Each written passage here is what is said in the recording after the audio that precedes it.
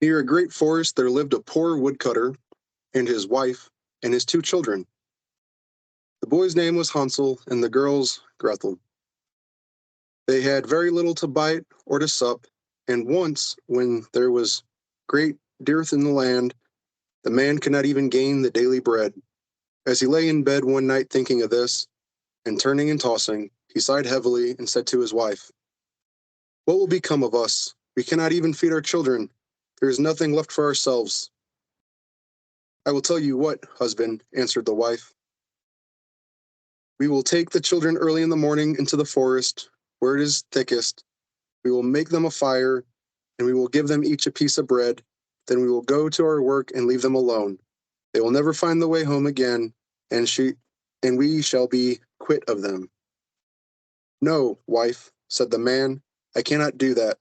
I cannot find in my heart to take my children into the forest and to leave them there alone. The wild animals will soon come and devour them." "Oh, you fool," said she, "then we will all four starve. You had better get the coffins ready." And she left him no peace until he consented. "But I really pity the poor children," said the man. The two children had not been able to sleep for hunger, and had heard what their stepmother had said to their father. Grethel wept bitterly and said to Hansel, "It is all over with us." "Do be quiet, Grethel," said Hansel, "and do not fret. I will manage something." And when the parents had gone to sleep, he got up, put on his little coat, opened the back door, and slipped out. The moon was shining brightly, and the white flints that lay in front of the house glistened like pieces of silver. Hansel stooped and filled the little pocket of his coat as full as it would hold. Then he went back again and said to Grethel, "Be easy, dear little sister, and go to sleep quietly. God will not forsake us." And he laid himself down again in his bed. When the day was breaking, and before the sun had risen, the wife came and awakened the two children, saying, "Get up, you lazy bones. We are going into the forest to cut wood." Then she gave each of them a piece of bread and said, "That is for dinner, and you must not eat it before then, for you will get no more."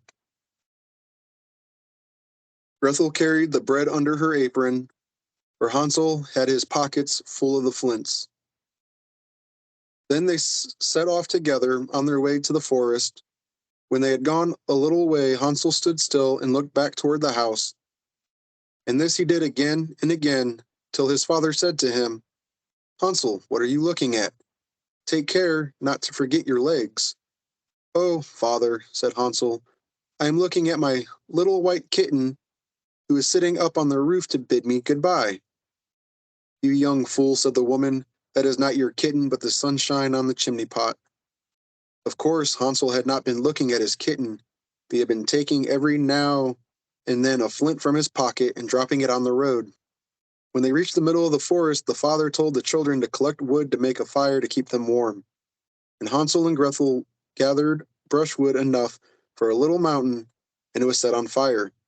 And when the flame was burning quite high, the wife said, "Now lie down by the fire and rest yourselves, you children, and we will go and cut wood. And when we are ready, we will come and fetch you." So Hansel and Grethel sat by the fire, and at noon they each ate their pieces of bread. They thought their father was in the wood all the time, as they seemed to hear the strokes of the axe, but really it was only a dry branch hanging to the withered tree that the wind moved to and fro. So when they had stayed there a long time, their eyelids closed with weariness, and they fell fast asleep. When at last they woke, it was night, and Grethel began to cry and said, "How shall we ever get out of this wood?" But Hansel comforted her, saying, "Wait a little while longer, until the moon rises, and then we can easily find the way home." And when the full moon got up, Hansel took his little sister by the hand and followed the way where the flint stones shone like silver, and showed them the road. They walked on the whole night through, and at the break of day they came to their father's house. They knocked at the door, and when the wife opened it and saw that it was Hansel and Grethel, she said, "You naughty children, why did you sleep so long in the wood? We thought you were never coming home again."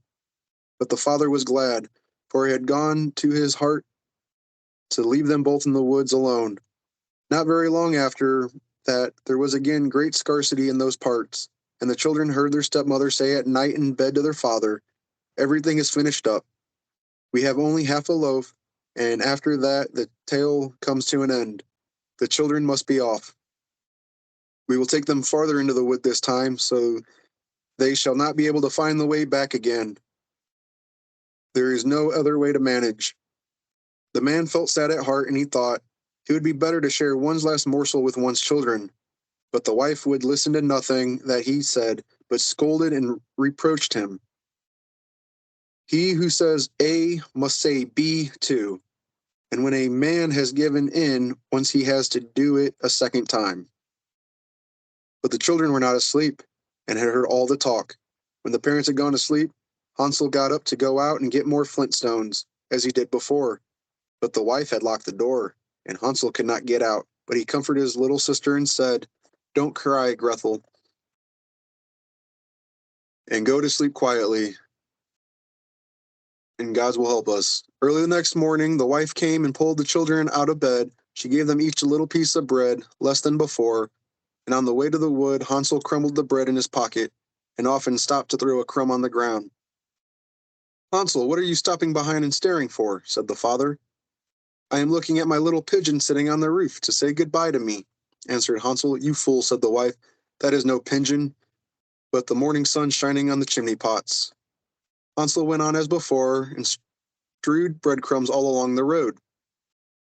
The woman led the children far into the wood, where they had never been before in all their lives. And again there was a large fire made, and the stepmother said, "Sit still there, you children, and when you are tired, you can go to sleep. We are going into the forest to cut wood, and in the evening, when we are ready to go home, we will come and fetch you." So when noon came, Grethel shared her bread with Hansel, who had strewed his along the road. Then they went to sleep, and the evening passed, and no one came for the poor children. When they awoke, it was dark night, and Hansel comforted his little sister and said, "Wait a little, Grethel, until the moon gets up, and we shall be able to see the way home by the crumbs of bread that I have scattered along it." So when the moon rose, they got up, but they could find no crumbs of bread, for the birds of the wood and of the fields had come and picked them up. Hansel thought they might find the way all the same, but they could not. They went on all night, and the next day from the morning until the evening, but they could not find the way out of the wood, and they were very hungry, for they had nothing to eat but the few berries they could pick up. And when they were so tired that they could no longer drag themselves along, they lay down under a tree and fell asleep. It was now the third morning since they had left their father's house. They were always trying to get back to it, but instead of that, they only found themselves farther into the wood. And if help had not soon come, they would have been starved. About noon, they saw a pretty snow-white bird sitting on a bough and singing so sweetly that they stopped to listen. And we had finished, the bird spread his wings and flew before them, and they followed after him until they came to a little house. And the bird perched on the roof, and when they came nearer, they saw that the house was built of bread and roofed with cakes. And the window was of transparent sugar. "We will have some of this," said Hansel, "and make a fine meal. I will eat a piece of the roof, Grethel, and you can have some of the window. That will taste sweet." So Hansel reached up and broke off a bit of the roof just to see how it tasted, and Grethel stood by the window and gnawed at it. Then they heard a thin voice call out from inside, "Nibble, nibble like a mouse. Who is nibbling at my house?" And the children answered, "Never mind, it is the wind." They went on eating, never disturbing themselves. Hansel, who found that the roof tasted very nice, took down a great piece of it, and Grethel pulled out a large round window pane and sat her down and began upon it. Then the door opened, and an aged woman came out, leaning upon a crutch. Hansel and Grethel felt very frightened and let fall what they had in their hands. The old woman, however, nodded her head and said, "Ah, my dear children, how come you here? You must come indoors and stay with me. you will be no trouble." So she took them each by the hand and led them into her little house. And there they found a good meal laid out of milk and pancakes, with sugar, apples, and nuts. After she showed them two little white beds, and Hansel and Grethel laid themselves down on them and thought they were in heaven. The old woman, although her behavior was kind, was a wicked witch, who lay in wait for children and had built the little house on purpose to entice them. When they were once inside, she used to kill them, cook them, and eat them, and then it was a feast day with her. The witch's eyes were red, and she could not see very far, but she had a keen scent, like the beasts, and knew very well when human creatures were near. When she knew that Hansel and Grethel were coming, she gave a spiteful laugh, and said triumphantly, "I have them, and they shall not escape me." Early in the morning, before the children were awake, she got up to look at them, and as they lay sleeping so peacefully, with round, rosy cheeks, she said to herself, "What a fine feast I shall have." Then she grasped Hansel with both her withered hand and led him into a little stable and shut him up behind the grating, and call and scream as he might, it was no good. Then she went back to Grethel and shook her, crying, "Get up, lazy bones! Fetch water and cook something nice for your brother. He is outside in the stable and must be fattened up. And when he is fat enough, I will eat him." Grethel began to weep bitterly, but it was of no use. She had to do what the wicked witch bade her. And so the best kind of victuals was cooked for poor Hansel, while Grethel got nothing but crab shells. Each morning the old woman visited the little stable and cried, "Hansel, stretch out your fingers, that I may tell if you will soon be fat enough." Hansel, however, used to hold out a little bone, and the old woman, who had weak eyes, could not see what it is, and supposing it was to be Hansel's finger, wondered very much that it was not getting fatter.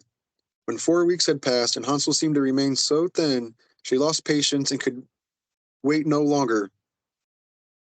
"Now then, Grethel," cried she to the little girl, "be quick and draw water. Be Hansel fat or he be lean, tomorrow I must kill and cook him." Oh, what a grief for the poor little sister to have to fetch water, and how the tears flowed down over her cheeks. "Dear gods, pray help us," she cried. "If we had been devoured by wild beasts in the wood, at least we would have died together." "Spare me your lamentations," said the old woman. "They are of no avail." Early next morning, Grethel had to get up, make the fire, and fill the kettle. "First we will do the baking," said the old woman. "I have heated the oven already and kneaded the dough." She pushed poor Grethel towards the oven, out of which the flames were already shining. "Creep in," said the witch, "and see if it's properly hot, so that the bread may be baked." And Grethel once in, the witch meant to shut the door upon her and let her be baked, and then she would have eaten her. But Grethel perceived the witch's intention and said, "I don't know how to do it. How shall I get in?" "Stupid goose," said the old woman. "The opening is big enough. Do you see? I could get in myself." And then she stooped down and put her head in the oven's mouth. Then Grethel gave the witch a push so that she went in farther, and Grethel shut the iron door upon her and put up the bar. Oh, how frightfully she howled! But Grethel ran away and left the wicked witch to burn miserably. Grethel went straight to Hansel, opened the stable door, and cried, "Hansel, we are free! The old witch is dead!" Then out flew Hansel like a bird from its cage as soon as the door is opened. How rejoiced they both were! How they fell each on the other's neck, danced about, and kissed each other. And as they had nothing more to fear, they went over to the old witch's house, and in every corner there stood chests of pearls and precious stones. "This is something better than flintstones," said Hansel, as he filled his pockets, and Grethel, thinking also would like to carry something home with her, filled her apron full. "Now away we go," said Hansel, "if we only can get out of the witch's wood."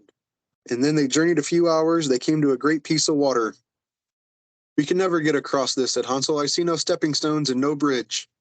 "And there is no boat either," said Grethel. "But here comes a white duck. If I ask her, she will help us over." So she cried, "Duck, duck, here we stand, Hansel and Grethel on the land. Stepping stones and bridge we lack. Carry us over on your nice white back." And the duck came accordingly, and Hansel got upon her and told his sister to come too. "No," answered Grethel, "that would be too hard upon the duck. We can go separately, one after the other." And that was how it was managed. And after that, they went on happily until they came to the wood, and the way grew more and more familiar, till at last they saw in the distance their father's house. Then they ran till they came up to it, rushed in at the door, and fell on their father's neck. The man had not had a quiet hour since he left his children in the wood, but the wife was dead. And when Grethel opened her apron, the pearls and precious stones were scattered all over the room, and Hansel took one handful after another out of his pocket. Then all was care at the end, and they lived in great joy together.